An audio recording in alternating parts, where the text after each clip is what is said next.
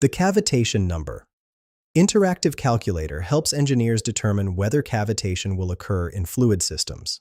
Let's explore the inputs. First, select your calculation mode from the drop-down menu. You can calculate cavitation number, calculate reference velocity, calculate reference pressure, calculate vapor pressure, calculate inlet pressure, or assess cavitation risk. For this demo, I'm selecting Calculate Cavitation Number. Now enter your values, reference pressure in pascals. I'll enter 10.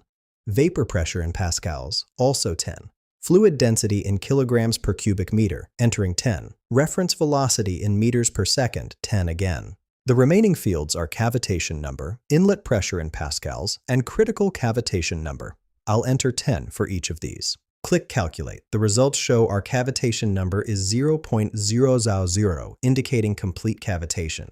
The dynamic pressure calculates to 500 pascals. The cavitation status reads high risk, severe cavitation likely, immediate design modification required. Finally, the pressure difference shows 0.00 pascals, confirming our reference and vapor pressures are equal, which explains the severe cavitation risk.